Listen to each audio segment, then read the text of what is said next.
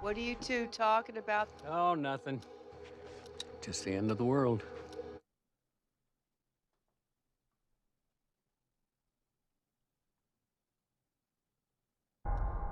What are you two talking about? Oh, nothing. Just the end of the world.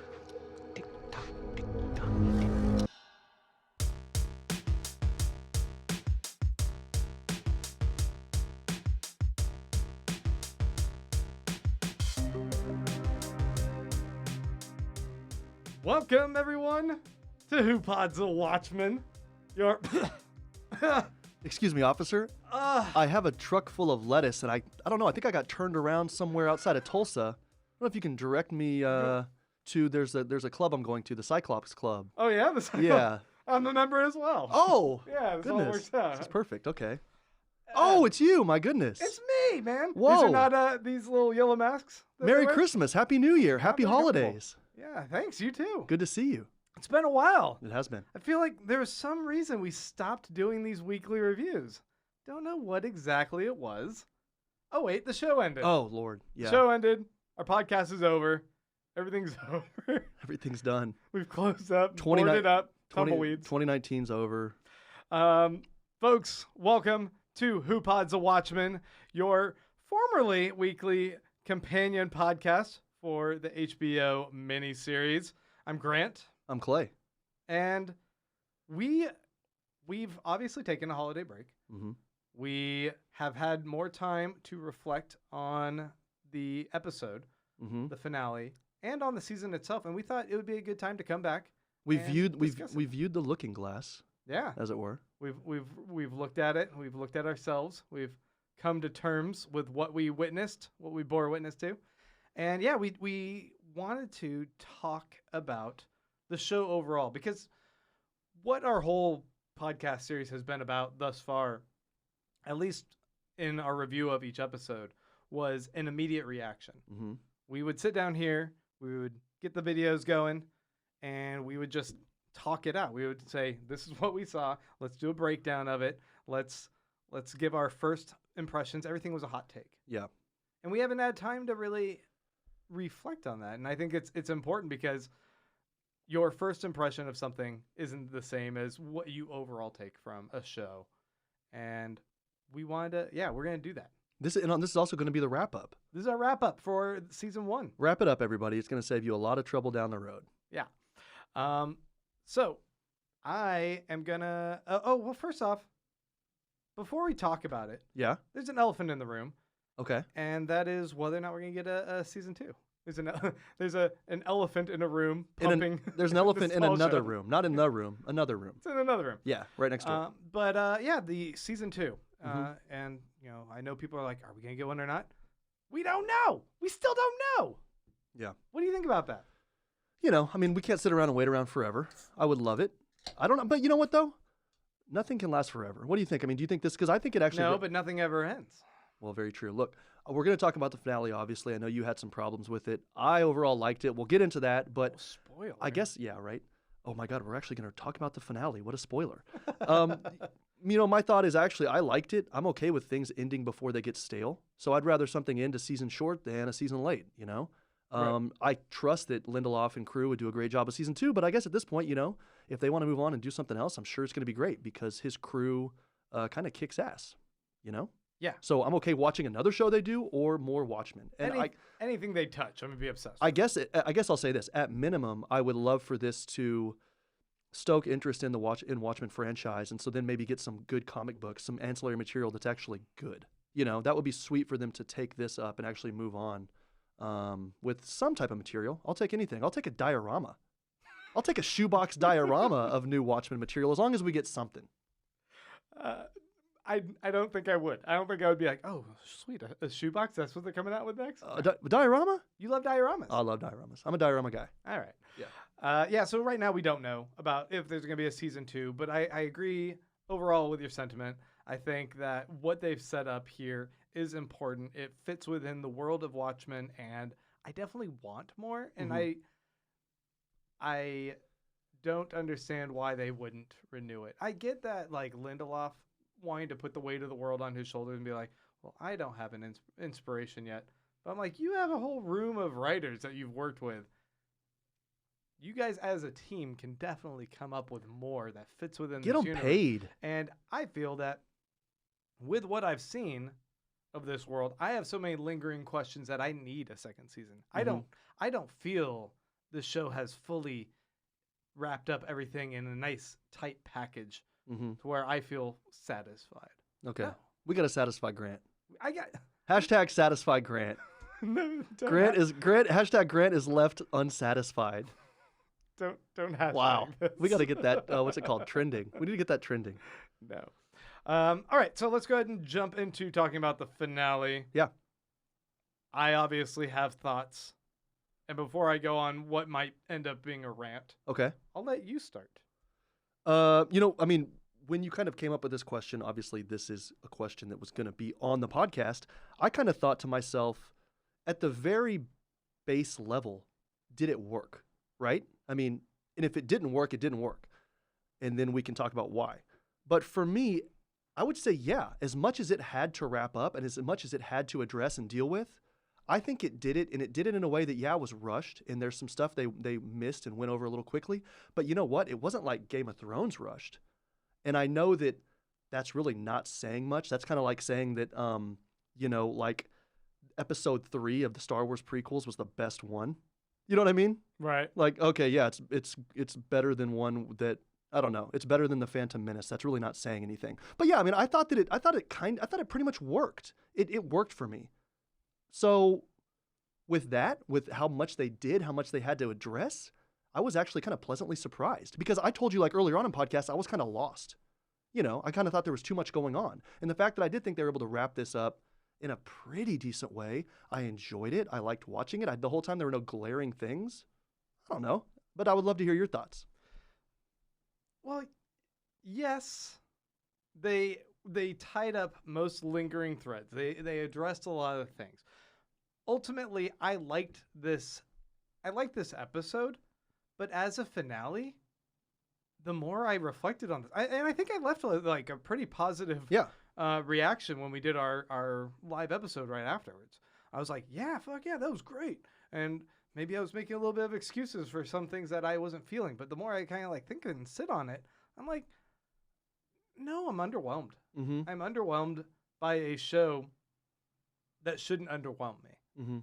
Like, that's one of the things. Like, this is a show that's weird, and it's edgy, and it's smart and sophisticated, and it's tackling really big, pressing issues. And if you're going to take big swings like that, don't skimp out on the finale. And I thought in the finale, it ultimately kind of landed for me in something that felt way too small scale. Mm-hmm. Do you remember when we were in college, I don't. getting drunk Yeah, and I watching remember that. Fantastic Four Where were we? at the Blue House? Oh, yeah. In your room? Or Yeah, in my yeah.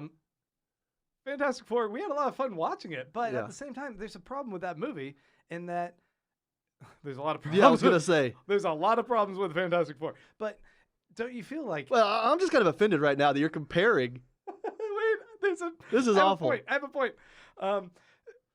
It feels like with the Watchmen comic, it ended with a giant squid blowing up in the middle of the city, sending out psionic waves, killing millions of people, having a profound impact on the...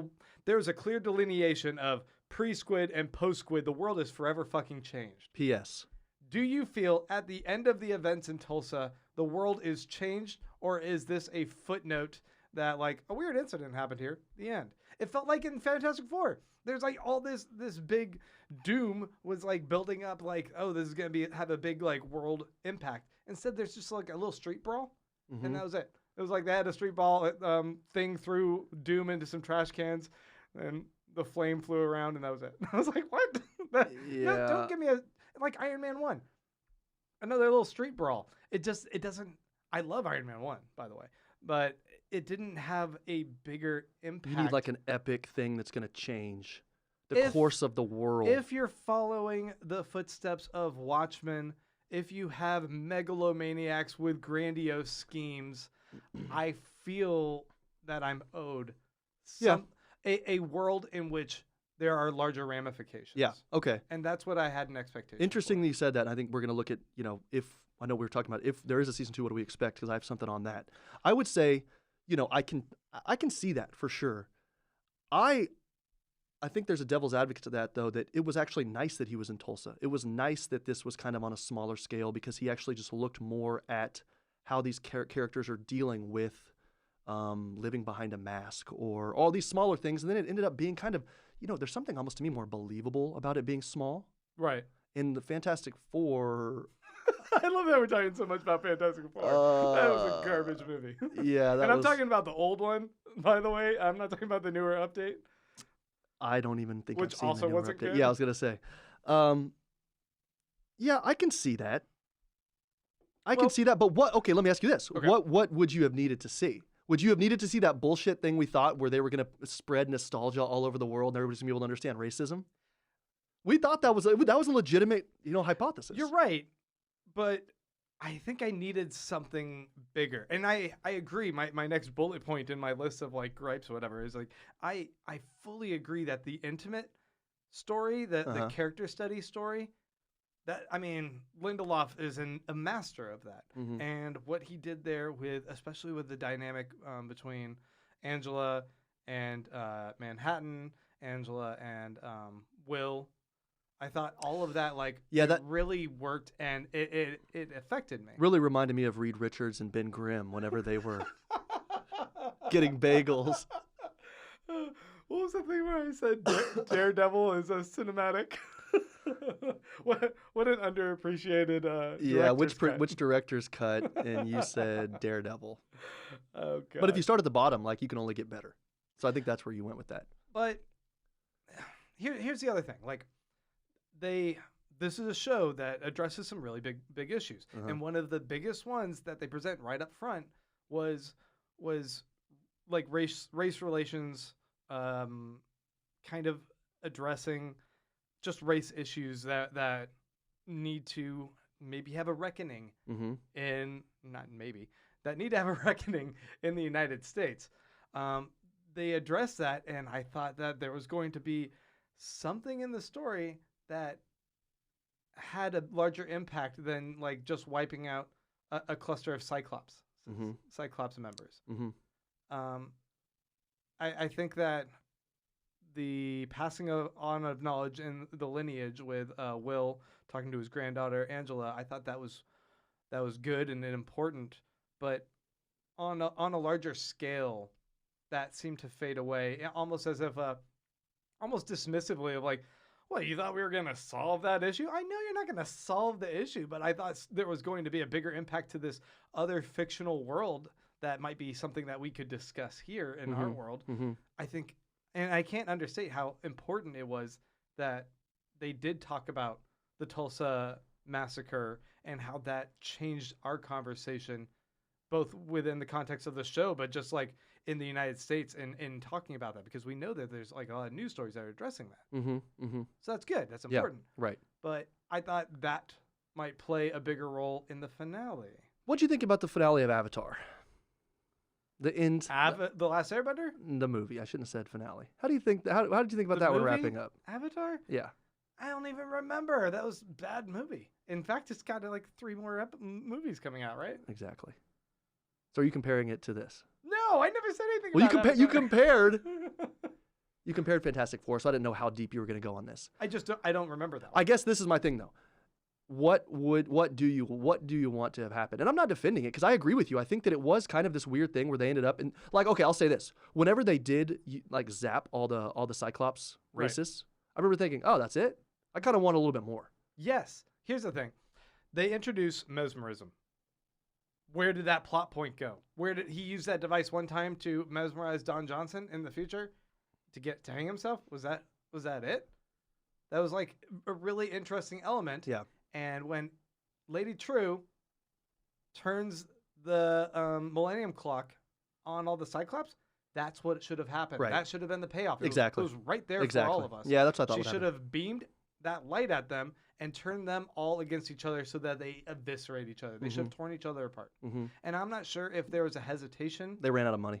or they ran out of money or time or whatever, or maybe they really didn't even think about it. That's why John didn't hug Ghost. But for some reason, that should have been in there. Yeah, John should have hugged Ghost. John should have fucking hugged Ghost. And they ran out of money. But it was another, pardon, it was another dangling thread that like kind of annoyed me. And ultimately it felt like Lady True, sure, megalomaniac, narcissist, she became a monster of the week to me. Mm-hmm. Here's another comparison. Did you watch True Detective? Which one? The first season? Yeah. You know how they present the Yellow King and the occult, and there's this really Lovecraftian vibe to everything, and you kind of build up to the end anticipating something like that, and instead it's a monster in a haunted house. It's just a guy living in his house that the police have to go get, and they almost are dismissive to us, the audience, of that plot point. No, that was so frightening. That was like the Minotaur. It was a Minotaur, but at the end, there was nothing larger than it, I guess. Do you think Epstein killed himself? Is this where we're going? I'm just saying, because they did address it in the news, you know, on the TV screen, I think, where they were like, you know, this is a cover up, blah blah blah, and you know, of course it's not going to go anywhere because wealthy people and politicians were protecting the individuals involved. Okay. Pizzagate. I'm obviously kidding about that. No, but I don't know. I mean, did you have in your theories or whatever, did you think that Lady True was just on a quest to become Dr. Manhattan? No. But I was wondering what was going on. I thought that there might be some type of retribution against Americans and against an American town for the Vietnamese. Yes. Right. Yes, they introduced but this idea of she may have been trying to get that power to do that, and they nipped it in the bud. Again, was this too rushed of a show then that we didn't understand what her motivations were to become Dr. Manhattan? Like, what was she doing it? What was her end goal? A different point altogether. Why did Mandalorian end after 8 episodes? Why did High School... At least we never get in a second season. Why did High School Musical the musical... Well, of course, we got to see Baby Yoda grow up to age 51. little LBY. Why did High School Musical the musical the series end at 9? Why did this end before, you know, what's going on? What happened to the 22, 23 episode season, Grant Davis? In part, I appreciate a smaller, tighter season, but this one felt rushed in a way that I'm like, you're so great about fleshing out other people's like relationships. I wanted her relationship with Vite, with her mom. You wanted a little Lost. With Vietnam and her past, and have a little bit of character motivation that made me have an understanding of why she simply, and I shouldn't say simply, it is a big thing to become a god. Mm-hmm. But here's my other gripe about that. Mm-hmm. Like, I wanted to understand her. Mm-hmm. But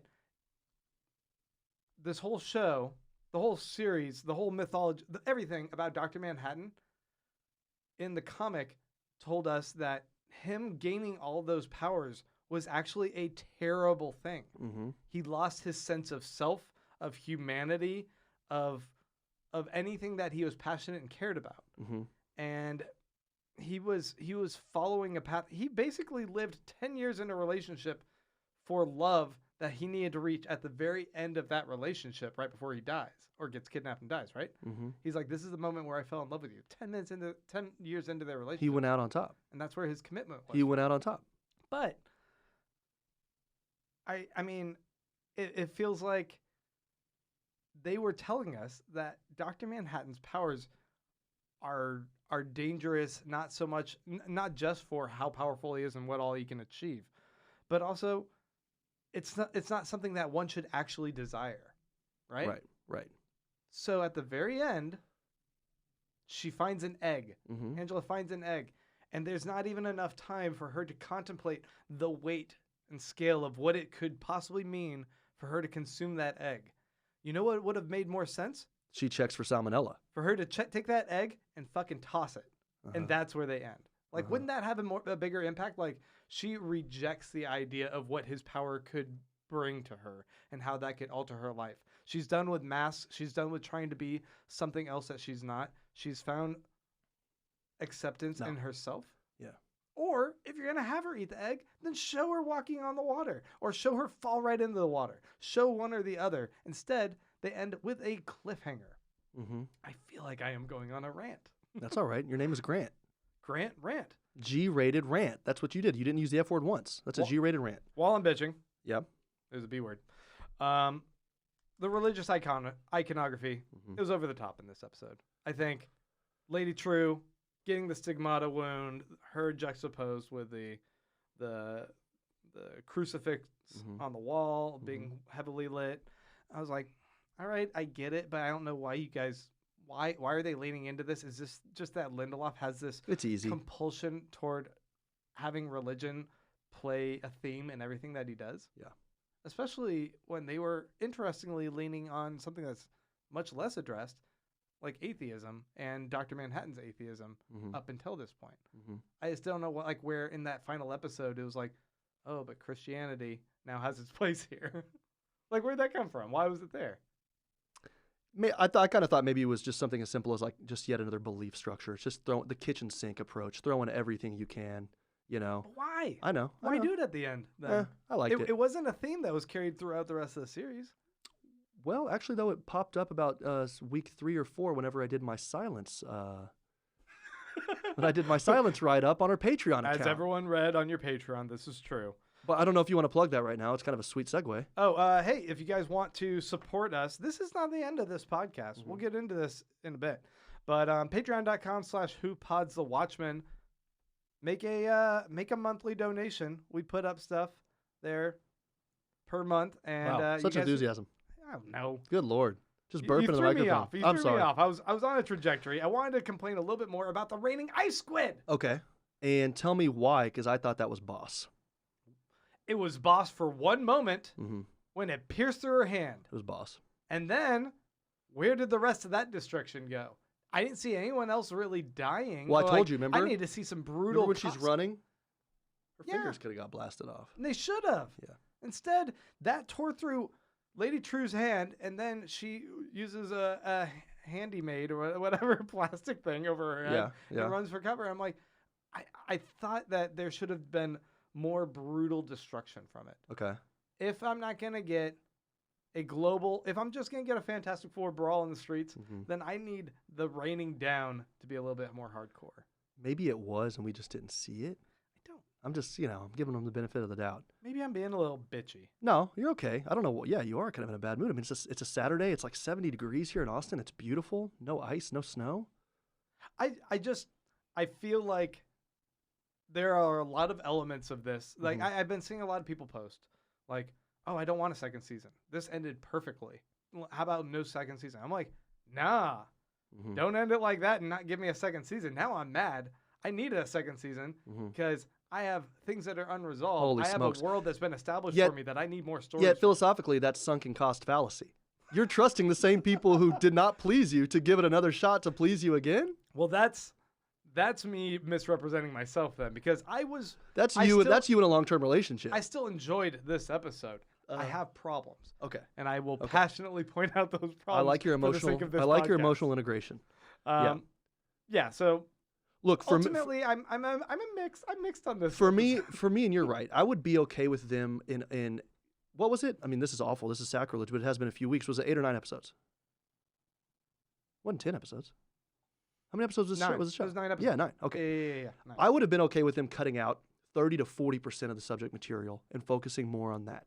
Because they had so much shit going on that it would have been nice for them to tone it down. And then if you do have a small finale, then it's okay, right? Because you're able to more slowly develop all those plots. So you're right. That's okay. Oh, sweet. We got to throw that out there. Sweet Manhattan hat. Need my Manhattan hat. Your Your man hat. Hey, we're on YouTube. If you guys want, if you're listening to our podcast, check us out on YouTube. Yeah, you're gonna see Grant's sweet blue hat. But no, so you're right. I mean, but for me, it was so. What was the last big show? What was HBO's last big show? And we It knew was what Game of Thrones. exactly, and that was so fucking awful. And you're right. I thought, well, they did this better than Revenge of the Sith did. Well, I mean, Game of Thrones was still gripping and engaging week after week, and I think upon reflection, there's problems that people have. Like I was kind of cranky after everything deviated from the books like 2 seasons ago, but everyone else seemed to like on board. The people who don't read the books, I think, like really loved it, and maybe some people who like the books thought that this was at least Game of Thrones was at least propelling the story forward finally and like wrapping things up. Right. So they were happy with it.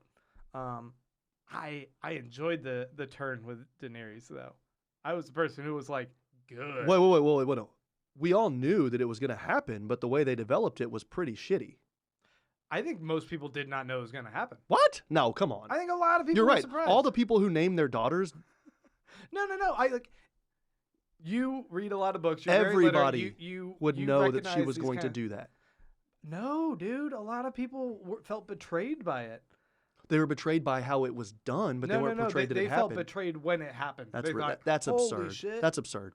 They didn't even think. They didn't feel like it was telegraphed. That's absurd. And it was. But Listen, I like that turn. I want to talk to you about season 1 overall. Yes. Good. Let's move on to that. When I look for a season, let me just kind of tell you a few of the things that I look for, right? I look for pace. Obviously, I mean, this is besides like good acting, good storytelling, and continuity and all that. But yeah, I mean, story continuity is important. But I look at like the pace of each episode, right? Sometimes too many seasons do like a couple good episodes and then they hammock those with a couple of good episodes at the end, and then the middle is just filler, right? So I look at, is a show able to not do that and kind of actually respect us as the viewer, and not just when it's sweeps week or whatever the fuck it's called, okay? I also look at story continuity versus kind of something being monotonous, and I absolutely love that about this show. I thought of it, each episode was like a gemstone, like a different colored gemstone, but then they all work together. And this is a dumb, exactly, yeah, which you got in trouble for on Reddit. I think you got shadow banned. We do not have to keep bringing that up. Well, I'm just saying.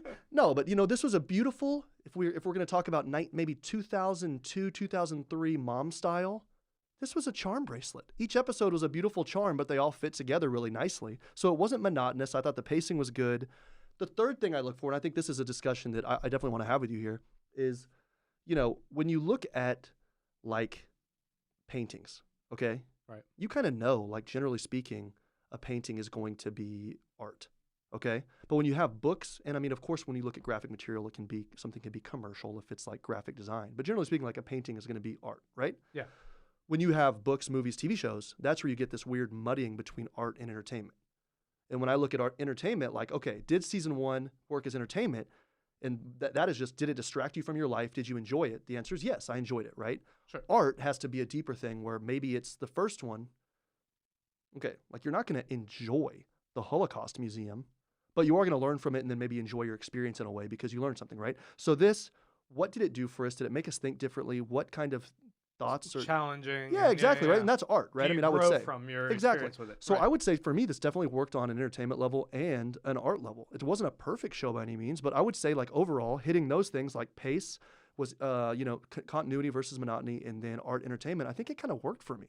I was pleasantly surprised. I didn't really love the stylings. I mean, I love the comic book, but I read it with you for the first time doing the podcast. I didn't love the stylings because I don't really like that 80s style. Right. But I just loved this. So for me, this season was just like really nice to have. And it was really fun to kind of live with it for a little bit and definitely dive in, I would agree. I mean, I really like how you broke it down between the idea of entertainment and art, and like how this met both criteria, and you love it for that. And yeah, I fully agree. I thought this when we started our podcast, we started by going through and digesting each of the chapters of the 12 chapters of the comic book, discussing the movie, but like really kind of engrossing ourselves in the world of Watchmen in anticipation of this. And we had faith that this show was going to be good because of the people involved, of HBO, of Damon Lindelof, Leftovers. Of Regina King. Ever heard of it? But you can never really be sure it's going to achieve what you want, especially in how it deviated from what there's just straight up adaptation of the comic. And this is living in that world, but doing, I guess it's not a reboot. It's a sequel. It's doing a sequel. Mm-hmm. It's not even a reimagining. Yeah, it's just they just like picked it up and went. It lives within that same world. Yeah. This met all those criteria, and it fully feels like it belongs in the world of Watchmen. Yeah. To me, but it wasn't overly beholden to Watchmen, would you say? No. Yeah. It properly updates everything for modern storytelling audience, and it was really powerful. It was really engaging. It had me doing every favorite thing that I love to do about TV. It had me theorizing on stuff, wanting to talk with anyone I could about it. When you go to like a little party and like someone mentions Watchmen, and I just like get excited. You know that feeling of like someone mentions something that you love and you're a fan about it, and you're just like, I want to share that passion with you. Like, I love this. When were you going to parties? Because I was not invited. Like, theoretically, if I got to go invited to a party, that'd be cool. Okay, because you're all of my friend. You're all of my circle of friend. There was no party. I don't know what I was talking about. Yeah, that was usually hypothetical. Okay. But totally. Yeah, I hear you, though. But additionally, I think in trying to follow in the footsteps of Watchmen, this was important in that it did have consequential discussions. There's a lot of shows that are very, very vapid in subject matter. It's very simple in just like, oh, relationship dynamics or whatever. It's like that's good for what we need to explore in this show. But this one, it explores race relations, imperialism, mental health, nationalism, masks, and what those mean for different individuals, like why one wears a mask. Is it for power? Is it out of fear? Is it to hide pain? This addresses shared trauma as well as individual PTSD trauma. for sure. Right. It toggles between the dichotomy of anger and fear and how that relationship works. It goes into sci-fi and discussing cloning and what it means to be an individual, the sense of self and your place in the world, and ultimately like an investigation in happiness, and like all of those things are. It's big enough for a show to try and tackle like 2 or 3 of those. For this one, in 9 episodes, to address all of that is really impressive. Yeah, absolutely. I just think like this was so intricately woven. It has all of the elements that feel very Watchmen. It's got the motifs and themes and symbolism that is going on. And what Watchmen's always hyped up to be is like Watchmen was this perfect deconstruction of what the superhero story was up until that point. And for this show, I think it's a deconstruction of a lot of storytelling up until this point. I think that it took and broke apart story into these individual segments and explored those in a very creative way while making everything overall feel what's the word? Not homogenized. Everything was tied together. Everything coalesced appropriately. But it had to kind of it wasn't simply going into like, you know, Batman's actually a dark and tortured figure, and so real world superheroes would just simply be not as pure as one would think. Like let's deconstruct that mythos, and like superheroes can be bad. It's like a lot of what like Watchmen was doing, Alan Moore's, and this one is like talking about like, no, this is more like there's systemic problems in culture that create pockets where there's power structures, and some people, what does it mean to wear a mask within that, and how does that reflect on what our society does? And I thought the conversation that was presented through this show for that was really well executed. Yeah, and not even, you know, just good or bad or pockets of, you know, systemic corruption or racism or whatever else, but also just superheroes as people. And sometimes, you know, you might suffer from some PTSD or trauma, and at the end of the day, you go home and you know, sleep in a bunker and you freak out about all this stuff, or you have to go and meet your ex-wife and ask her for a favor, and you know there's a lot of like pride lost in that, or you might be scared or tired, just want to come home to your amazing, attractive husband Cal and read some Hemingway on the couch, right? You know, so. Yeah, I think looking at it and kind of really getting into the details about, hey, these are also just people, and people go through things, and this show went through things. It was great. That's what makes Lindelof a perfect person for this show, because he understands geek. He's got Greek geek cred. He understands genre. He understands building mythology in a world and expanding upon it. Adaptation, he did great in Leftovers, and then made it into something his own in the second 2 seasons. And then he knows character study. So this guy's Yeah. like just like set for all of this. Yeah. Well, you know what? One thing I was thinking about on the drive over here. Excluding my disappointments with the finale. Right. No, I mean, but still though, you left the finale thinking, oh, this was really good. Like I enjoyed this, Yeah. and so I think you still like it. I do. It just had some shortcomings, but that's There's- natural and normal. It just has me wanting more. In these days, as fans, we feel like, especially you, we're looking at all the forums and you're on social media, etc. When you spend time with something like that, you do feel invested. You know, like you want the best for it and you want to enjoy it. So, I mean, that makes sense. But I was thinking about on my short, as you know, like 25-second drive over to the studio, which, you know, sorry, carbon footprint. I should have walked. You live really close. Yeah, but I was coulda I was gonna wash. You were gonna be late. I was if gonna you walked. wash the car. Yeah, so could have left earlier. Yeah. That's Anyway, listen, I was thinking, you know, one of the things maybe did they not address was sexism, right? And I thought, you know, I didn't really see that, and I don't remember seeing that, but I will say that the characters, it was like strong women characters, and it didn't seem like they were just being strong just to be strong. No, these were like badass women. You know, I mean, a lot of the people doing things, I didn't really, I guess I never really thought, oh, here's a damsel in distress. Right. I mean, Lori did fall into a trap door full of alligators. And you're like, who is a guy gonna come in and rescue her or whatever? But I never thought that. But we kind of knew that Wade was going to, just because we knew. But I never thought she needed to be But rescued. ultimately, he doesn't. Right. I never thought she needed to be, but I thought, oh, that's going to be sweet whenever we do see Wade kind of sidle up to her and say, hey. And he did. It was awesome. Hey, it's me. I got a But, mustache. but that didn't show anything about him being strong and her being weak. No. It was just like two buds helping out. You're right. There was no ham-fisted kind of I mean, look. Like- Whenever. Sorry, but whenever they had the, I think it was episode 1, 2, or 3. I forget. It was early. She, you know, Angela fucking takes a shotgun or a rifle from the bedpost or from the headboard of the bed. Yeah. And Cal's like, "Are we going to be safe?" Rather than the traditional opposite, you know. And that didn't even seem weird. It just seemed like, oh yeah, because she's a badass, you know. Yes, you're right, and that is definitely something that should be addressed, because a lot of shows do want to express like, oh, we have strong women, but it's like there's the line of like, I'm a strong woman in a man's world or something like that. Exactly. Where it's like, It was like Dolly Parton, 9 to 5. like where you have Yeah. to like express that's what you're doing, and it's like 9 to 5. And I think like a lot of bitchers and complainers on the internet were like, oh, they called it woke men, right? Like this idea like that that Watchmen was going to just appeal to woke culture. Do you even know what woke culture means? Yeah, because I don't know, because you're so off of the internet. I watched the NBA, as you know. Okay. And there's a certain guy named Mr. Irving Okay. who is #woke. Yeah, and it's pretty awful.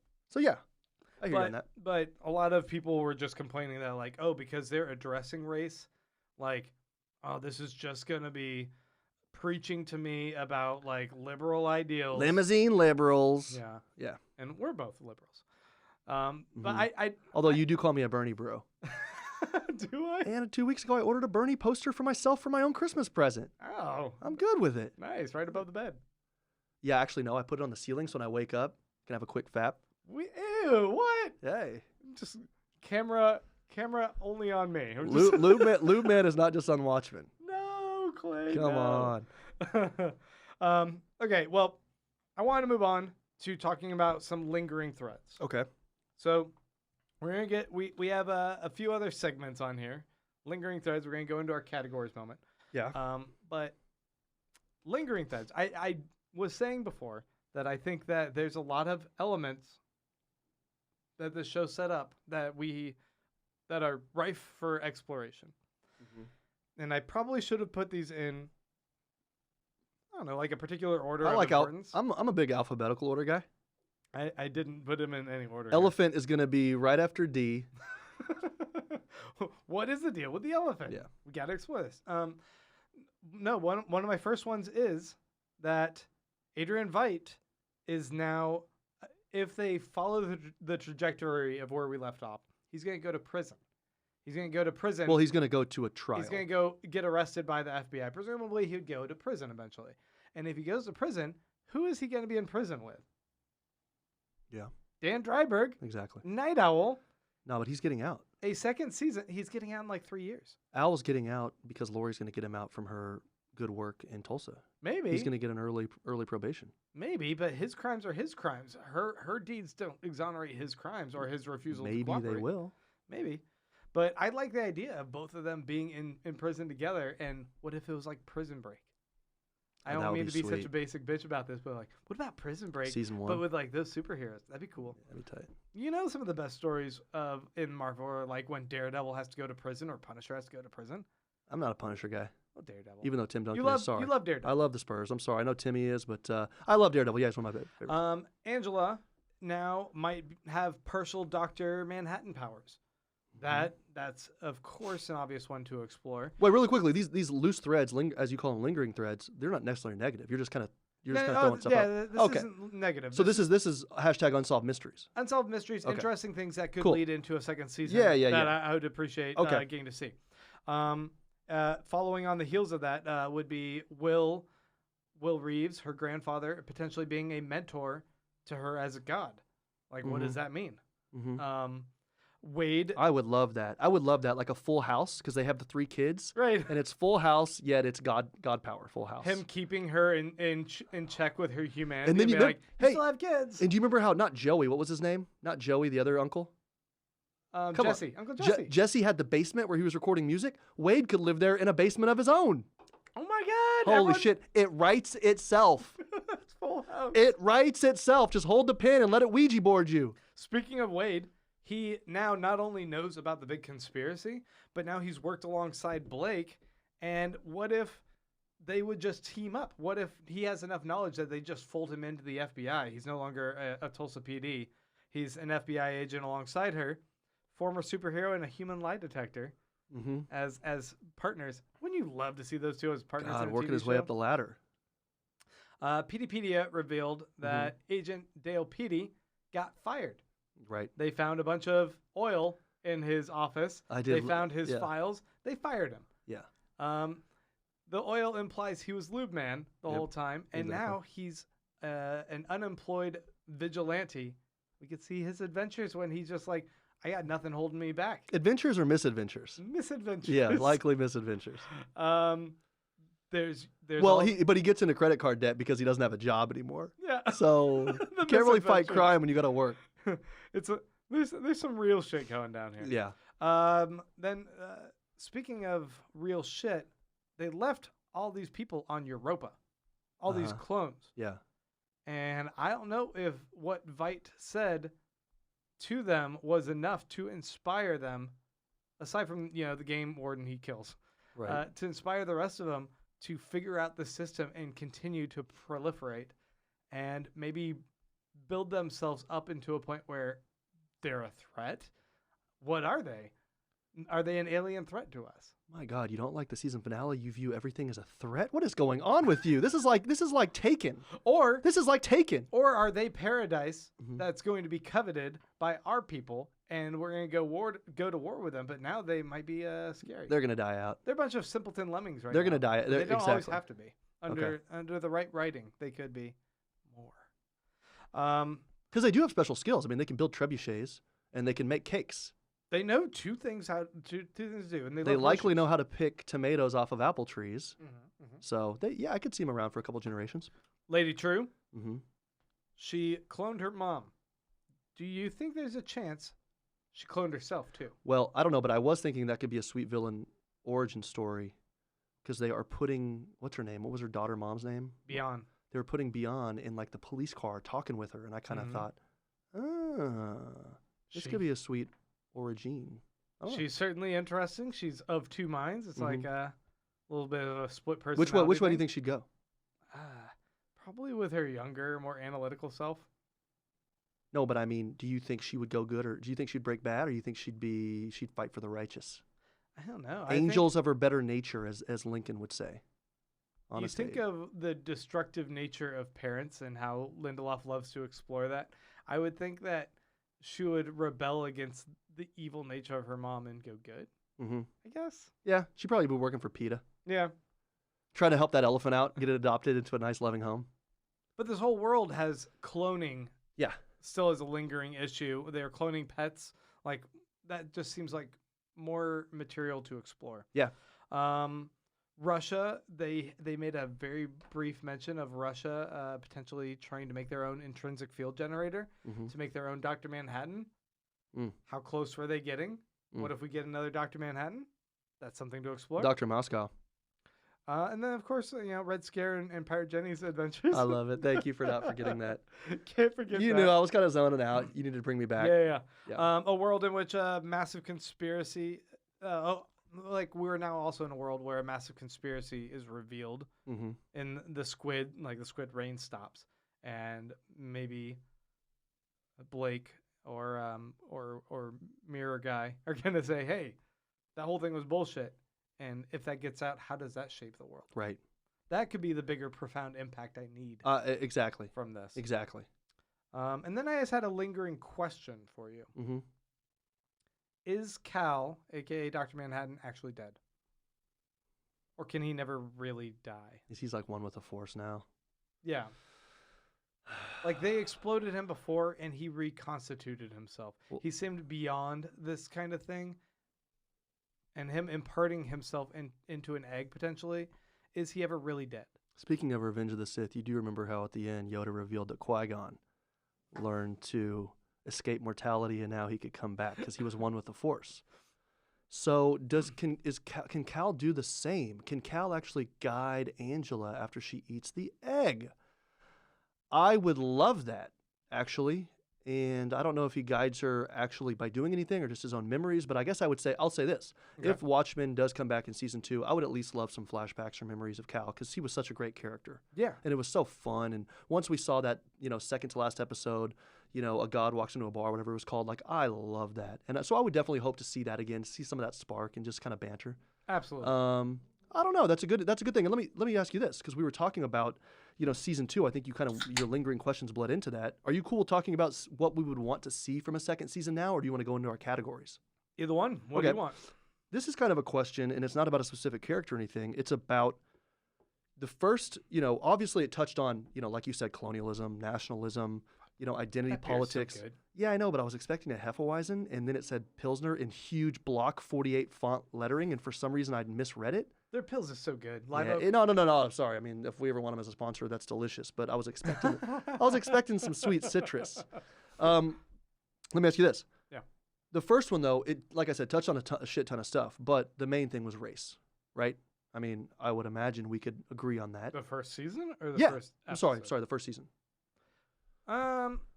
It started off Okay. as race. I'm not sure if that was the overall forefront. I would say masks were ultimately what it No, that's kind a of good point. explored. Okay. I can see that. Then that changes my question a little bit, but I'll just say, what would be the second season's overarching thing? And I was thinking an interesting one. We have Veidt now going to a trial, okay? And you kind of said earlier on in the podcast, do any of these people pay for anything, or is there any retribution or something? That could kind of be an interesting thing. This is, what's the meaning of power, and does power corrupt, and hiding yourself and all this? What? Veidt has to go through another trial after Right, just going through exactly. that year trial Yeah. with the simpletons. Yeah, that would be pretty bad. But I was, the idea of what is justice, what is retribution, that could kind of be an interesting second season, except the fact that that's kind of like a boring subject. Right. So I don't know what the overarching theme would be. I mean, they could just run it back because it was so good that the things they were dealing with would be cool, and it would be cool to see an expanded universe with American colonialism and neocolonialism and all that. But I mean, power. Yeah. What's going on with power, institutional power, individual power. And if we see Angela gaining Dr. Manhattan powers, if we see Wade moving up in the ranks to where he now has power within the FBI, and what does that weigh on him as far as his responsibility? Mm-hmm. It feels like, in a way that The Wire explored the different facets of power structures. Yeah. They could do this in a world in which superheroes exist, and you're as powerful as you are operating within certain legal parameters Sure. of a society, right? Sure. But what happens when you move outside of that, when you're adjacent to that structure? Because it's one thing for Red Scare and Pirate Jenny Jesus to be Christ. on a beat level, right? It's Uh-huh. another for Angela to be God mode and operate outside of that, and yet have to some degree, respect that. I mean, that's a constant struggle with Superman. It's Mhm. you can't save everything everywhere all the time without running into issues of autonomy with other individuals and like what it means within this country's dynamic versus another country's dynamic. It's always like this tricky political thing that like you have to kind of skirt a line. And I mean, how did he make love to Lois Lane when he has that strength? It's like Shaquille O'Neal shooting free throws. I mean, I feel like you just gotta lay there. I mean, he has to starfish. If he does anything besides starfish, What does that mean? you just lie there with your hands at like 5 points, and you're just a starfish. Okay. If you're not starfishing, he's killing her. yeah. So that's probably the biggest thing actually he struggles with. Am I wrong? How do you? When you could go like this. Also, let me ask you this: how do people cut his hair? I think he can just like will it. Superman, Maybe they have to Superman cut can it will with it. Kryptonite Yeah, scissors? exactly, like a kryptonite, like a steel tip, like a kryptonite tipped scissors. Yeah. Anyway, This let's is much safer territory move to back- discuss. Well, did we do an adult content warning? Yeah. No, so season 2 for me, I know you might have had other things, but my main question is, because I think we would run back a lot of the same characters, right? It would probably be Angela heavy, I would hope. Right. I think that would be a sweet deal if we do see Wade move up. But if they wanted to do like an anthology series akin to like Fargo, Mhm. I could see that as well. Like you could pick up with a whole nother city, a whole new cast of characters, and they could keep the same actors and have them change their appearance. That's what they do in Fargo, or that's what they do in like American Horror Story, which American Hero Story likes to parallel. You take Angela, or what's her name? Angela Lang? Is that the actress's name? Anyway, just have her play a whole different character in this other storyline. Let me ask you this: what city would you want to see, or town? Austin. No, really? Bring it back to Austin. Dude. I'm gonna be an extra. That would be bad for traffic, Extra man. in season 2. That'd be bad. Well, they might, after leftovers. After Lindelof hears me bitch about the finale, he's like, Yeah, "Nah, exactly. Fuck off. He didn't do a Fuck good off, job. dude." Yeah, we're not getting sponsorship from Live Oak with my Hefeweizen comment, and now we're not getting We season 2 in already Austin. got sponsorship. Listen, That's not sponsored. let me ask you this. Okay. I want to do a few categories with you. We're kind of throwing these back and forth. I'm excited today. about these. First one.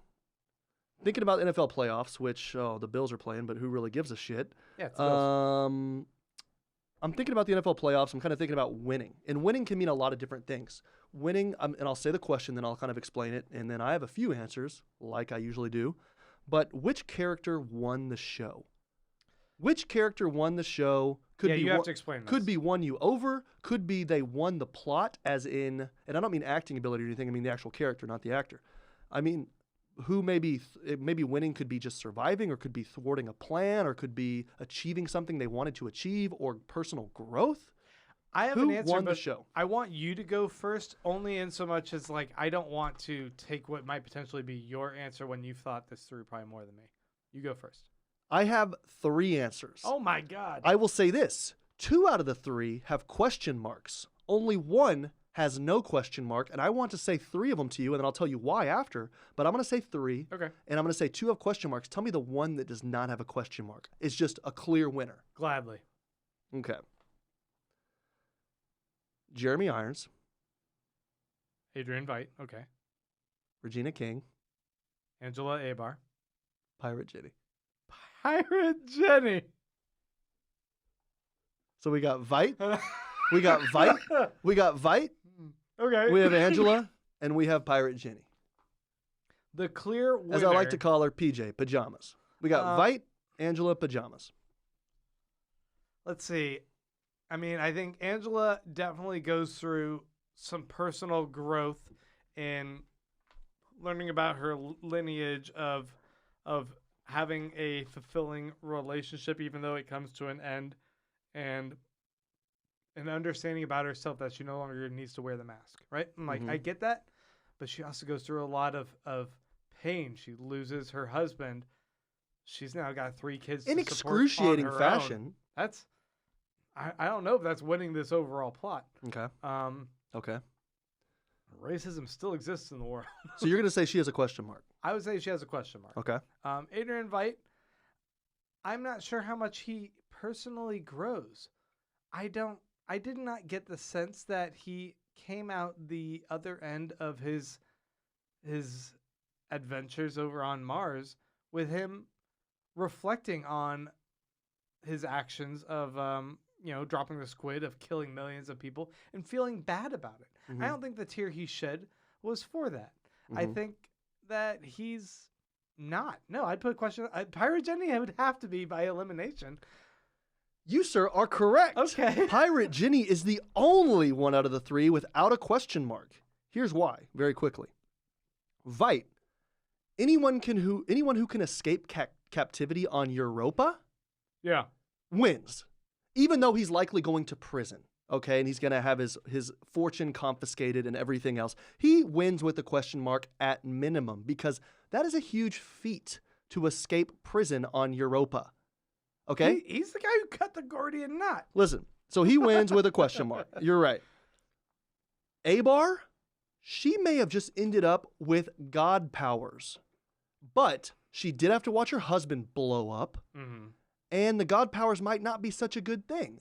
Right. But the fact that she could now end up with a house with a sweet reflecting pool with, let me tell you this, I didn't know there were that kind of trees in Tulsa, but her backyard is lush. Yeah. We need to have some commenters or viewers or listeners, whatever they're called in Tulsa. Let me know. Is that what it's like? Because I could relocate. We are in Austin, and all of our grass is yellow all the time. Exactly. We're struggling for water. They say yellow is the new green on the signs, and I don't believe it. Oh. But then you pay your water bill and you believe it. Yeah. So Regina, Angela, and I say the two kind of simultaneously because her character, her acting was so believable, which we get into best acting later. But Angela wins, but with a question mark. Pirate Ginny, Give me meanwhile, Pirate Jenny. when we voted in our last podcast, every week we would vote on who we thought was the next to die. Every week it was Pirate Ginny. The fact that she is still alive and survived means that she is the clear winner. She's the cat with 9 lives. Truest survivor. She She- wins because of Survivor. Precisely. So Pirate Ginny, PJ Pajamas, she is the winner of the show. I have a different person. I assumed you would. Wade Tillman, a.k.a. Mirror Guy. Right. I think that Looking Glass had the most personal growth. I think that he was a guy that in his character study in episode 5, we see that this is a guy that is, as much as he's operating in the world with a certain degree of confidence, that's an illusion because he's wearing a mask to hide how afraid he is. Mm-hmm. Afraid of everything. This is a guy who's actually traumatized. And he's traumatized because of the squid, of the blast, of the paranoia of how that's affected him. We get a very, I'm burping a lot because of this beer. We get a very, Yeah, that's not a good word to say on a podcast.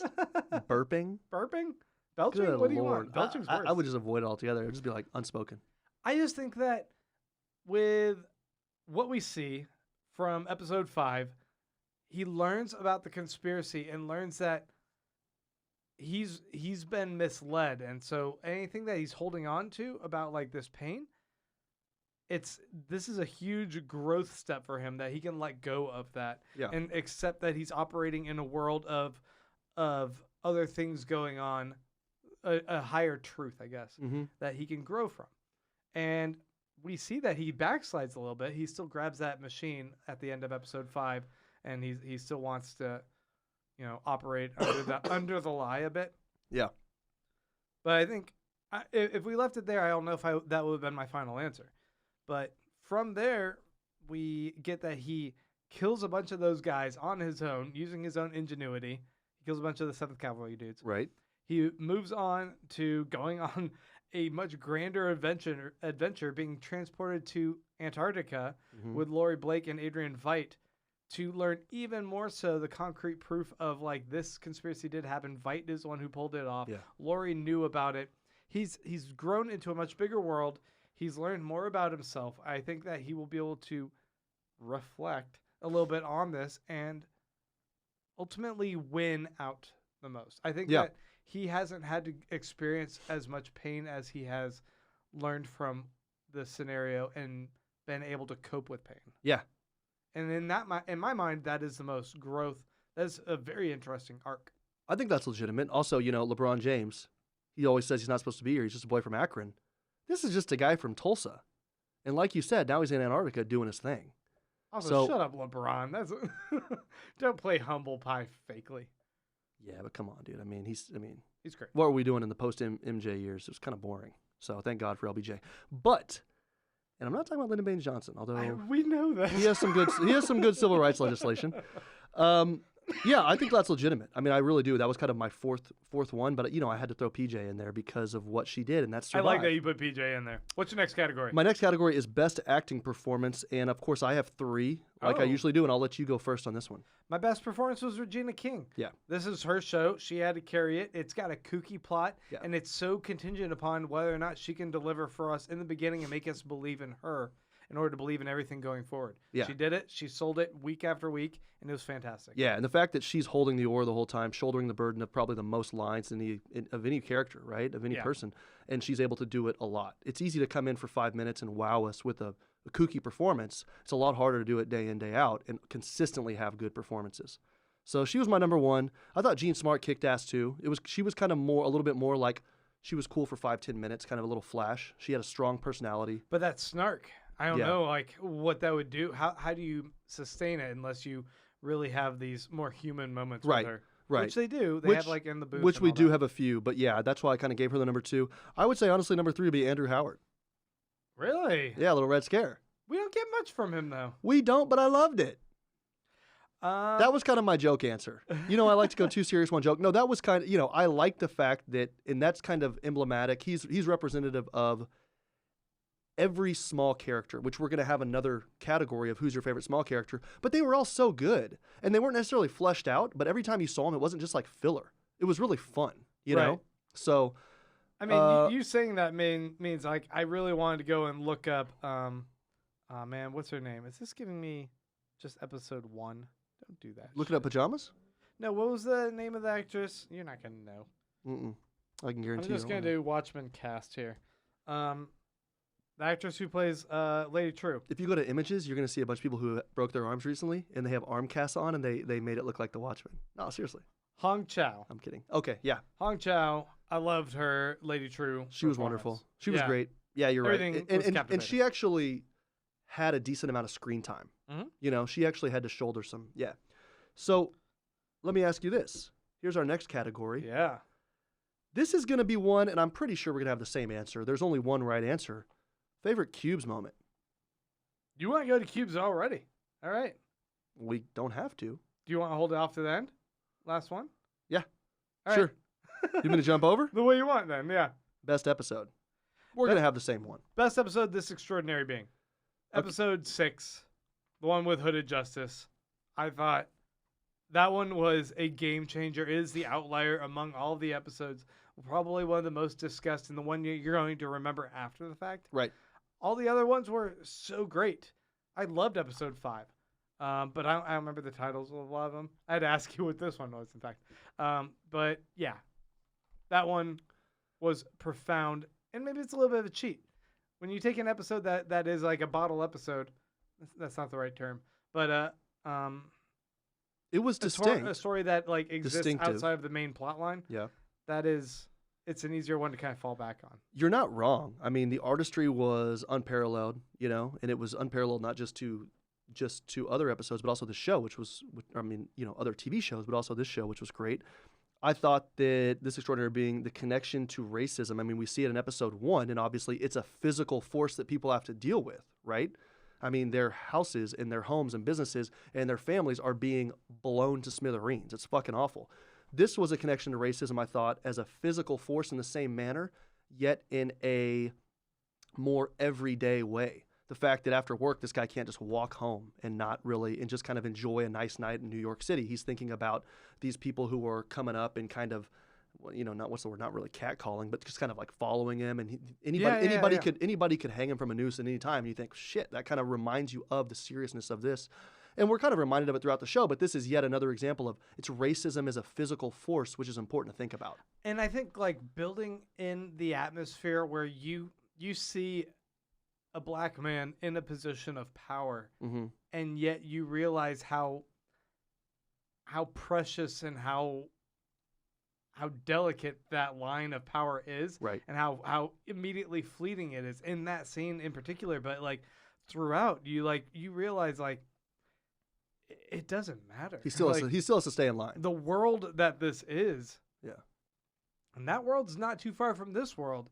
It's all of this veneer. Like power is a veneer hiding this other level of power. Certainly. That's so much more dangerous. Certainly. And like to make audiences like feel that and Yeah. recognize that in a way, it's powerful storytelling. I completely agree. Yeah, I couldn't agree more. And I thought the third little facet of this extraordinary being was just a connection to Watchmen history. I thought it was a lot of fun to kind of revisit that and get some extra information and kind of find out who this character was. And we obviously people thought it was like a German circus guy, right? And now we find out, no, it's a black dude from Tulsa in New York, right? Like, but it actually worked. And so I thought the fact, and that was kind of emblematic or representative of Lindelof's approach to the show, where he treated it like history and something to be respected, but not necessarily canon, which I liked. Brilliant and actually able to be massaged into being canon. Yeah. There's nothing, well, canon. Sure. There's nothing that he wasn't able to do a workaround. And like creative writers can always figure out a clever way to make something work.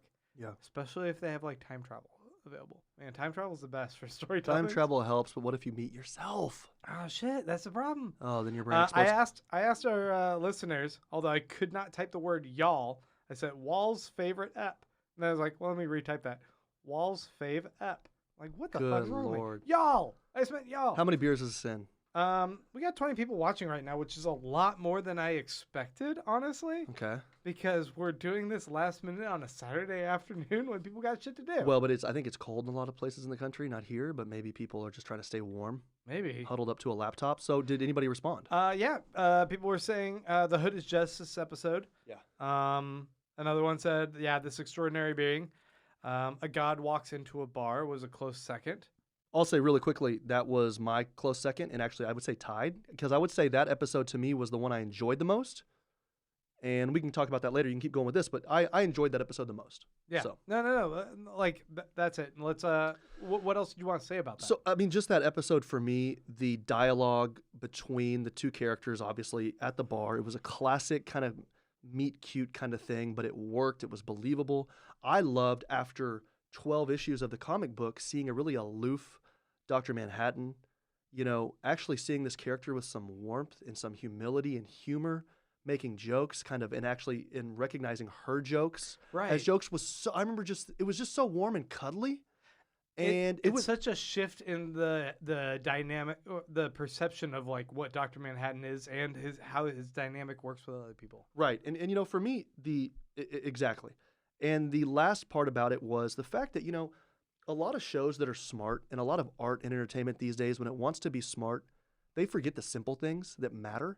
And one of the biggest things that ever matters is love, right? Two characters just meeting, and it's a spark, and it's chemistry and romance, and it's going to end up in a relationship with love and making pancakes for your kids one day, right? Waffles, that is true. buddy, waffles. Oh, was it waffles? I'm sorry. and talking about atheism while you're making the waffles, Yeah, right? It's casual So combo. that to me is it was a beautiful moment seeing that. And it was just a love story. And there's nothing wrong sometimes with just enjoying that. And it's okay to let your guard down and just enjoy a love story. And so for me, that was the most enjoyable episode. It ties with this extraordinary being, which of course was an extraordinary episode.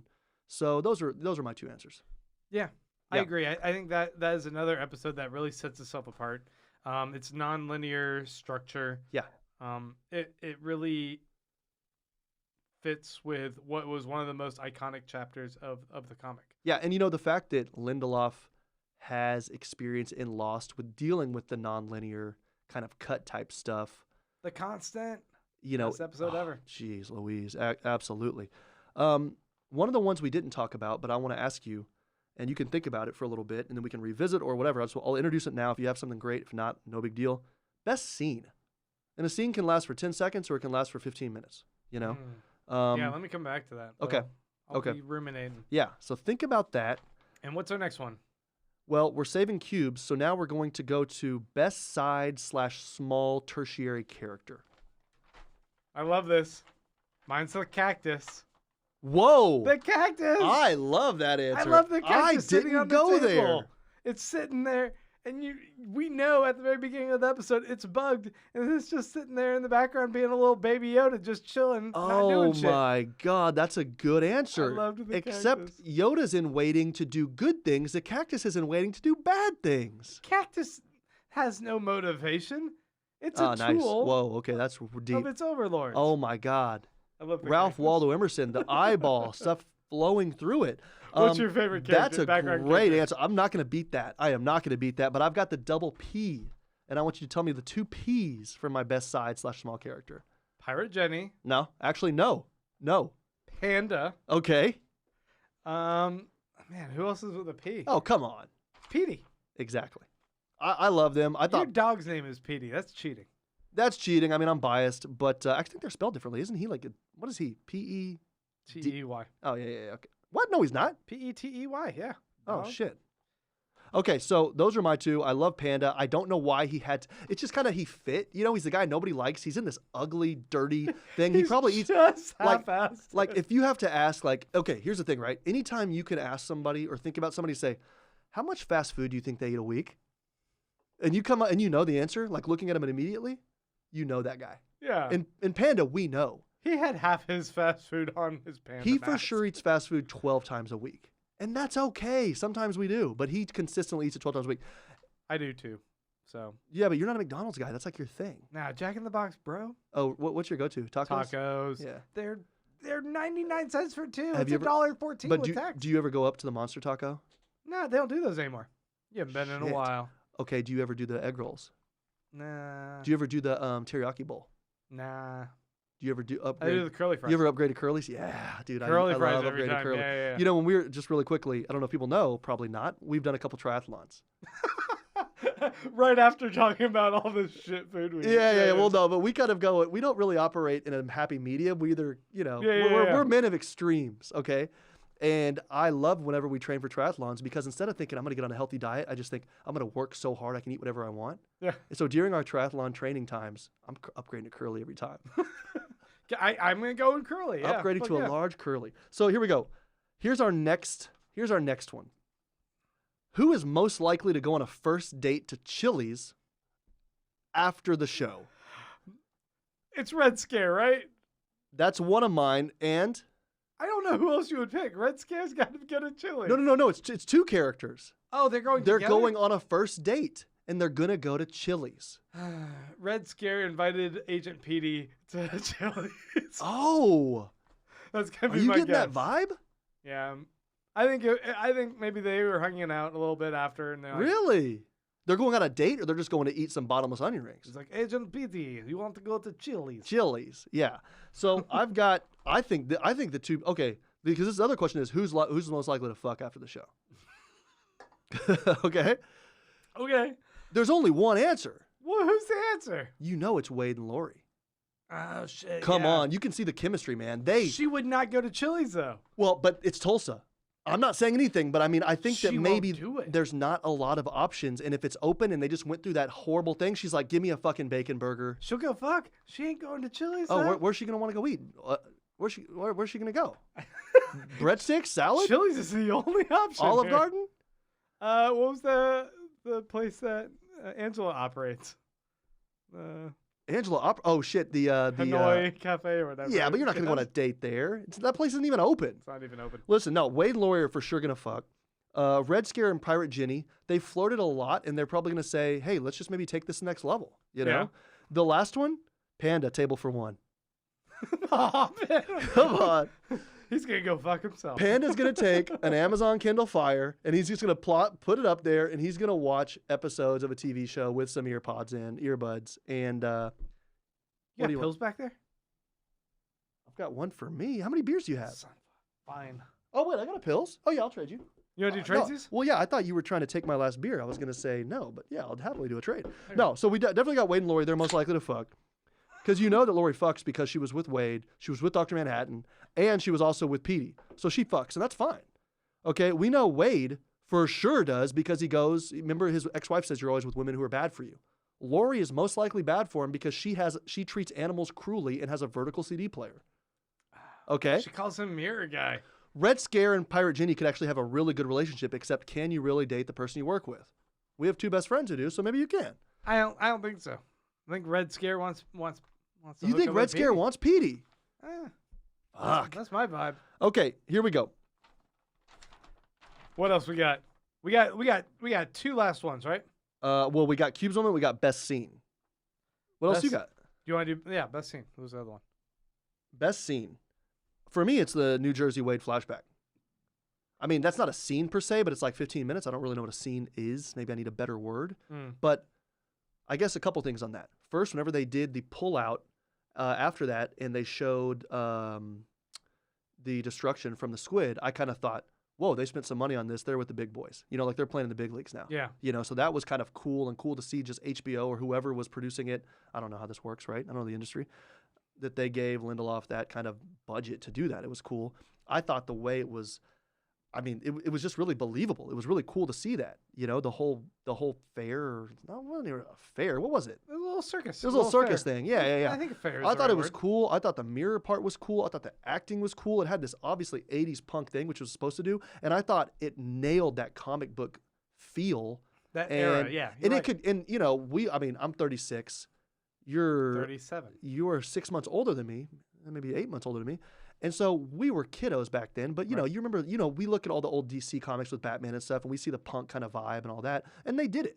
When you see that, it's a distinct feel, and they nailed it. It didn't seem fake, didn't seem cheesy. So that was my kind of my favorite thing. Yeah. Yeah. Or not favorite, but best. I have two. Okay.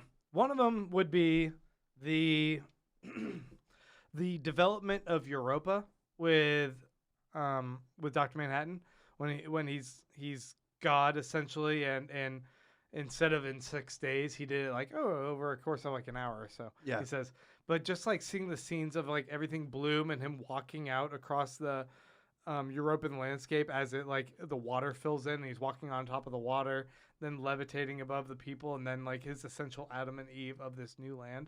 Like I thought all of that feels already so familiar, and yet there's something like, because like as a story beat for all of us, everyone knows the biblical story of the Garden of Eden and everything. Wait, what's the Garden of Eden?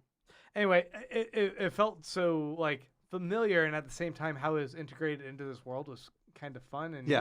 neat. Yeah. The other one though is when Will Reeves goes into George's warehouse at the end, when he's no longer wearing the mask, he's got the gun, Yeah. and he's just going to kill them all. That was boss. When he goes in, he just starts blasting them all in the head, and then the red light is blinking. It felt very Tarantino to me. Oh yeah. In this adrenaline like sense that I'm just like, yes, this is justice.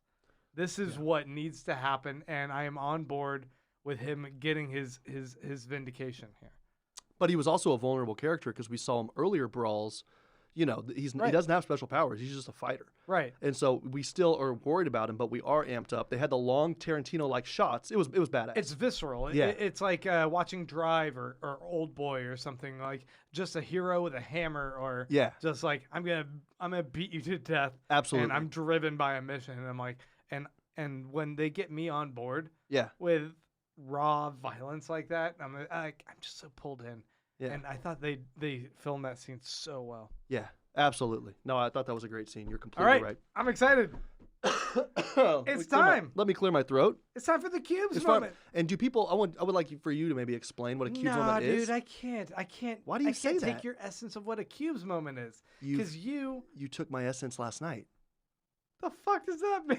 I simply mean that last night you thought about the cubes moment and you realized what it is after how many months have we had? Simply mean that. Yeah, I simply mean that. Listen, how many episodes have we done? After cubes? we went to Chili's, You've had 4 months of cubes.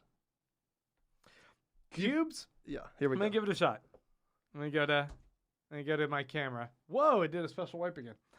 All right, the cubes moment is when there is a moment within the show or the series that is compelling to you for whatever reason.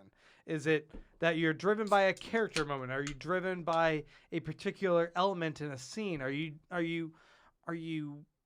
feeling that specialness of how they've lit the scene with the lighting, is the music and how that integrates with the emotion of something, what draws you and compels you. A cubes moment is named after the sugar cubes, the green sugar cubes that Rorschach in the original Watchmen comics fucking loved and kept stealing from Dan Dreiberg's house. Exactly.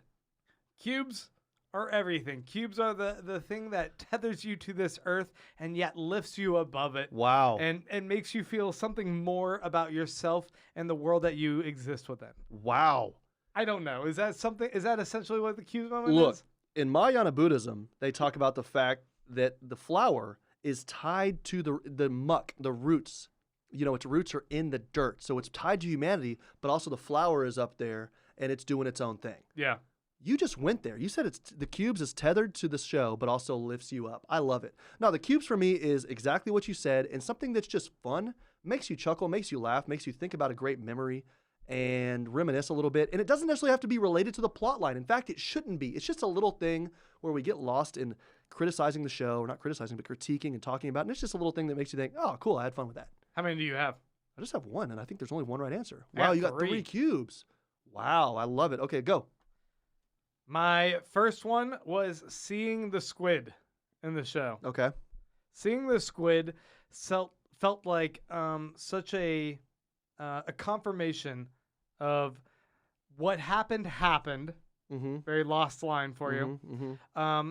In the Watchmen, like what happened in the Watchmen comic is being carried forward here, and part of the hang up a lot of comics fans had with the Zack Snyder adaptation was that he shied away from having the squid.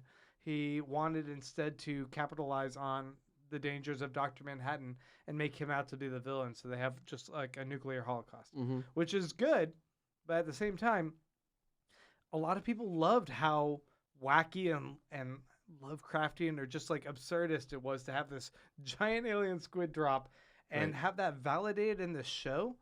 It just felt good. Yeah. It, like to pan across the city and just see that squid in that moment in episode 5. Yeah. It was like, yes. Yeah. You want me to keep going, or you want to take yours? I would love for you to keep hearing these. My second one was, it's a little one. It's a little silly, but the Mothman Paparazzi.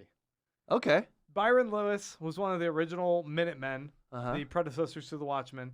And in episode 2 or 3, I get them a little bit confused so early on. They have the paparazzi there wearing the Mothman wings, and they're obviously this lineage from him that have borrowed technology. Exactly. They're using it for something as not only mundane but also like shitty as being a paparazzi. And they're not even doing it well. They're not even doing it well. Yeah, they're doing it shittily. Yeah. I love that. It was just a great little homage to the original comic and a hilarious tweak, I thought of it. Yeah. And my last one Come on. might be the one you were going to say as well. Lube Man and him sliding into the sewer. No shit. Go on. Absolutely. Look, Lube Man for me, there's 2 things about this, okay? And I want to introduce this in 2 ways, and hopefully I can tie them together. The first is that I loved, I'm not an MCU guy. I think we all know that. People listening to the podcast are going to get pissed off, whatever. I'm not a Marvel Comic Universe guy. In the early ones, maybe even before the whole MCU started, with the earlier Spider-Mans, I love it, like in the origin story, whenever he goes in the cage fighting MMA type thing, and he's wearing the shitty hoodie, right? Because if any of us wanted to dress up like a superhero, our costume would probably look pretty shitty. Yeah. Right? Our costume would probably, like if I had to go home, like I don't know how to sew or anything, but if I thought, fuck, I feel like I got to go out today, like somebody just rifled through my car. Actually, somebody did rifle through our car. Be careful if you're living in Travis Heights. Oh. Lock your doors. But if I got pissed off about that and I thought, you know what, I got some energy tonight.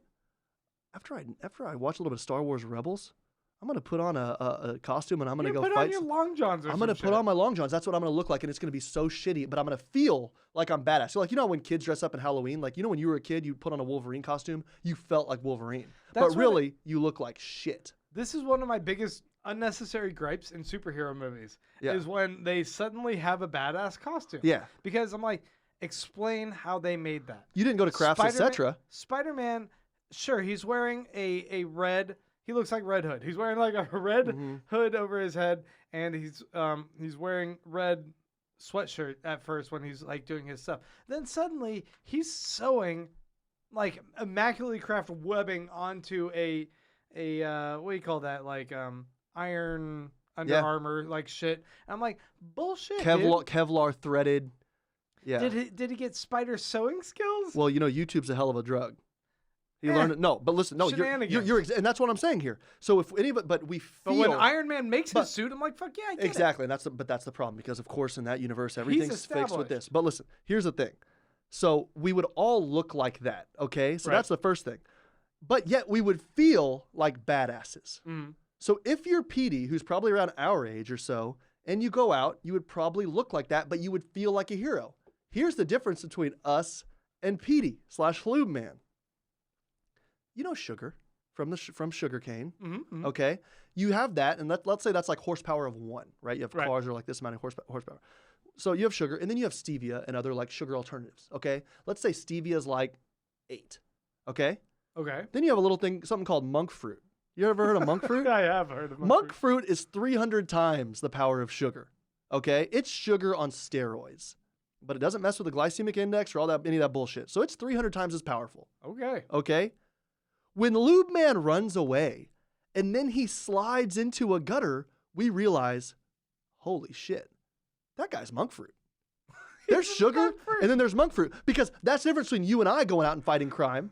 Okay? I'm trying to look at your notes. Did you write Lube Man? Is monk fruit on there anywhere? Yeah, absolutely. Because I've been thinking about this. That's the difference, though. You and I go fight crime, we would just be in spandex. Yeah. So is Lube Man. But when Lube Man actually slides into the gutter, how does he do that? Does he have Marfan's? Does he have Marfan syndrome? Does he have the concave chest? Potentially. How does he get in there? But what is his suit made out of that he can land on the ground on asphalt and slide in? And that's the thing. We only saw him do it once, so maybe it didn't work out so well. Maybe he has road rash. But I didn't see him walking funny after that. No. He obviously is a good lover. I mean, there wasn't a lot of angry friction afterwards, I guess. They were lying in bed together. She didn't get up and leave. I mean, that's usually my sign I don't know about you. But, he starfished the whole thing. You do what you need to do. And she kept sliding off the bed. She's like, God damn, I can't get any traction.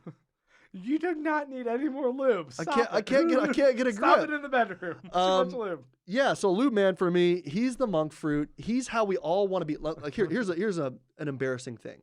Okay. Do you remember? You know how like obviously his Dark Materials, the Damon like gets becomes constant once you reach kind of puberty. Right. The animal's no longer changing. And you know how in X-Men in the early days, well, it's still like that, right? Like your powers come to fruition. They manifest at that time. Puberty, yeah. So when I was a kiddo, I was crazy about X-Men. I loved them. Like Age of Apocalypse was a thing, and I was like begging my mom to, can I vacuum? Can I rake the leaves? Can I sweep? Can I mow? Because I wanted to go get like all the different Age of Apocalypse things. Okay? Right. And that was before the internet. So literally I would look at like an insert to see what's part of the Age of Apocalypse universe. And you don't know. You have to go to the fucking grocery store. We didn't have a comic book store. So we're doing that. Loved it. I really thought when I was younger that maybe my powers will manifest and that Xavier will come help me out. Did you ever think anything like that? No. When you're like 6 years old, you didn't think, maybe this is for real? No. Okay. I don't know. You don't really talk about your personal life on the podcast. You kind of keep a little separation. No, I don't necessarily. Your daughter loves Spider-Man like a motherfucker. She does love Spider-Man. Does she actually think maybe any of that could be real or at least entertain or fantasize about? No, because I'm a miserable father who re-emphasizes this is fake. That's a fake world. But even if I don't want her swinging around or trying any of that. But shit. even if you tell her that, it doesn't matter. The power of fantasy is powerful. I have to tamp down that enthusiasm. Do you think maybe she hopes that maybe some of it could be real? Maybe. Okay, so there you go. So same thing for me. I was thinking that it never happened. Here's Petey. Maybe it never happened for him either, but he fucking made it happen. I don't know how. I don't know why, but he's a definite cubeser. It was a definite cubes moment. So I love Petey. He's a badass. I hope he's doing his own thing, and we're going to get some comic books out of it. I agree. Finally, I want to talk a little bit about this podcast. We started this off on a lark. On a lark, this adventure, going through like, hey, we're excited for this show. I want to talk about the comics. Going through that, we've built up people that have listen to us, even on a Saturday, posting this up. We got some people following and commenting. It's really enriching to us. Say touching. Touching. Yeah, let your guard down. It's touching. Yeah. I wanted to go through some of these comments that people were saying. Sure. Jimmy One was saying early on that Dr. Manhattan likes strong women, Silk Spectre and Sister Knight. Mm-hmm. And then someone else followed this up with Kay Phillips said Dr. Manhattan likes women with superhero families. I thought that was kind of interesting. Wow. Yeah. Strong women, people that know who they are very determined, who will buy him a beer. Well, it's so funny, right? that Lori though even was, Janie bought him a but beer. look, but that's recency bias. I agree with whoever's commenting. I appreciate the comment, but Lori was not necessarily strong in the comics. Kind of hey, she was a self-empowered superhero. Lori? She was Silk Spectre. She was the big spoon in that one scene, but she wasn't really given a lot of emphasis. It was also a little creepy. A little Yeah. underage. Well, I don't even care. Well, no, I care about that, of course. But I'm saying she wasn't really ever. Whatever. Okay. Sure. Go ahead. Jeff Miller says Epstein killed himself after rewatching Daredevil's director's cut. Yeah. I thought you would appreciate yes. that. Jimmy One said that Angela did fall into the water after the end credits. Bullshit. Quit trying to trick me. And then with she that. had salmonella. I rewatched for an end credits over and over. Jeff Miller says, I was impressed with how well the show balanced its tone with how wacky the Vite stuff could be, with how deep the flashback episodes like in the 1940s could be. Mm-hmm. Yeah. Yeah. That's a great take. When we were talking about who won, Lady True definitely won. What? Kay Phillips said. What version was he watching? I think maybe that's a joke. I don't know. Yeah. Is there like the /S? If she has clones, maybe her end game is still ongoing. Oh, true. Yeah. Regina King's what the fuck reactions, in particular her one with Lube Man, absolutely might be one of the best scenes, best moments. That could be a good. And let's just remember that was on an overpass in Tulsa. Right. It was classic. That was from Jeff Miller. Beat to Death says, I swear I thought the guy in the mask from JD was on the Stern Show. I actually don't know about that. Moving down a little bit. Let's see. Do we have any trolls? No, it's trolling. Oh, wow. I think we don't have enough people for trolls. Well, the trolls are too busy on a Saturday. Yeah. It's busy. Jeff says the cutaway shot to the car driving away with the bodies. Oh, attached of course. was so unsettling. Of course, powerful. with I think the red, right? The pop of the red. I mean, insane. Absolutely. P.W. Gregory says the introductory episode for Laurie Blake is still my favorite. When she's in the phone booth, just talking, telling a joke. Yeah. I mean, just for her to take that and just carry a scene. And let me ask you this: what did you think about how wonderful that was for her to warn Angela about the squids coming down, using that same booth to make a call? Yeah. I thought that was great for Laurie. It was just interesting. She's kind of always out there on her own, looking out for herself, and then to call her old lover's new lover to warn. I thought that was great. I love that. I'm glad they had that in there. Yeah. A lot of people like the giant squid scene. Choke Hart Kelly says 2 for $6 sourdough jacks from Jack in the Box. Wait, there are only 2 for $6? I guess. Jeff says he lives in Tulsa and can confirm, I guess, about the green. Really? flushness. I love. Hey, real quick though, about Jack in the Box. You know how they always have the sign after you order, and then you pull around and it says, "Want cheesecake? Not too late," or something. Have you ever actually bought the cheesecake? No. I have a handful of times. Is it good? They don't like that because they're already moving. It is too late. They're already moving on to the next person or 2 cars behind you, and then they kind of go, oh, and they have to go back, and you feel bad each time, but you want the cheesecake. They have the sign there, and it's just the fact that employers are not taking care of the employees with shit like that. We need more benefits. We need unions. Yeah. Mike Moody, Yeah. our homie, says the Cube's moment for him was baby fishing. Oh, baby God. fishing. Oh, God. That's a tough, it's tough to think about just those 2 words together.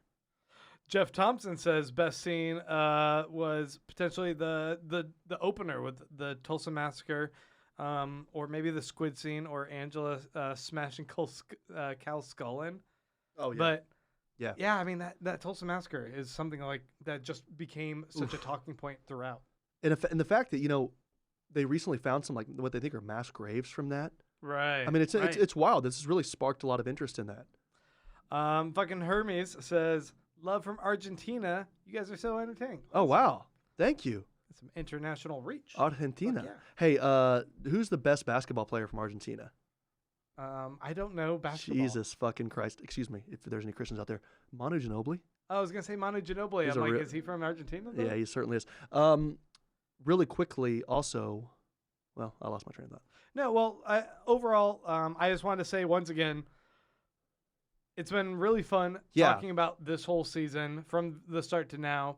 I think I've been blown away by the Watchmen community in general. Okay. Like the art that people have been putting out, the theorizing, like over on Reddit, Let me ask you this: on has, Twitter, has or it wherever. has it gotten toxic? Sometimes people like the criticism. I know that on Reddit There and stuff are, can get but kind of toxic. I think it's easy enough to just kind of steer away from people who are being shitty. Yeah. Maybe not on our comment thread here. Yeah, when yeah. we had one of those videos. Yeah. But just like in particular, the engagement from our listeners has been really, really rewarding. And I want to say patreon.com/Pods the Watchmen. If you guys want to keep Jesus supporting Christ, us. that's awful. Is it? I'll say this really quickly and not Undercut a sincere moment. Yeah, I'll say that for me, this is the first time I've ever done anything like this. I really appreciate you asking me to do this with you. And we're going to do, I know you wanted to announce this maybe later.